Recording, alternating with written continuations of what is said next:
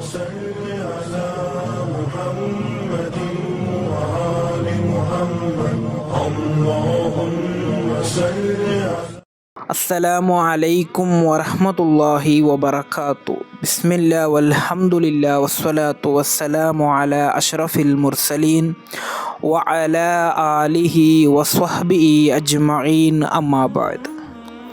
ಪ್ರವಾದಿ ಸಲ್ಲಲ್ಲಾಹು ಅಲೈಹಿ ವಸಲ್ಲಮರು ನೀಡಿದಂತಹ 5 ಉಪದೇಶಗಳಲ್ಲಿ 3ನೇ ಉಪದೇಶ, ನಿಮ್ಮಲ್ಲಿ ಸಂಪತ್ತು ಇದ್ದರೆ ತಟ್ಟನೆ ಇದನ್ನು ಮಾಡಿ.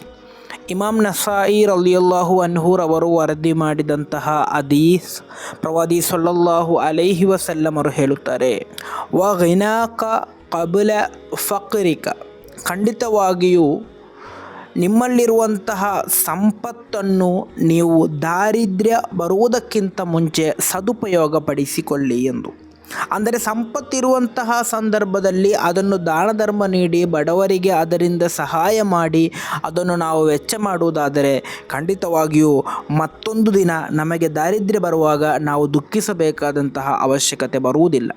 ಆದ್ದರಿಂದ ಸಂಪತ್ತು ಕೈಯಲ್ಲಿರುವಂತಹ ಸಂದರ್ಭದಲ್ಲಿ ನಾವು ದಾನ ಧರ್ಮ ನೀಡದೆ, ಅದನ್ನು ನಾವು ಬಡವರಿಗೆ ನೀಡದೆ, ನಿರ್ಗತಿಕರಿಗೆ ನೀಡದೆ ನಾವೇ ಅದನ್ನು ಇಟ್ಟುಕೊಂಡರೆ ಮುಂದೊಂದು ದಿನ ನಮಗೆ ದಾರಿದ್ರ್ಯ ಬರುವಾಗ ನಾವು ನನಗೆ ಸಂಪತ್ತಿದ್ದರೆ ನಾನು ಹಾಗೆ ಮಾಡ್ತಾ ಇದ್ದೆ, ಹೀಗೆ ಮಾಡ್ತಾ ಇದ್ದೆ ಎಂದು ಹೇಳಿ ಯಾವುದೇ ಪ್ರಯೋಜನವಿಲ್ಲ.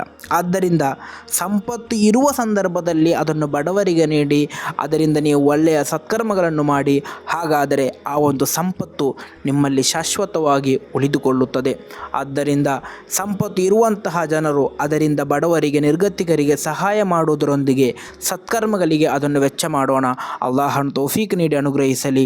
ಅಸ್ಸಲಾಮು ಅಲೈಕುಂ ವರಹಮತುಲ್ಲಾಹಿ ವಬರಕಾತು.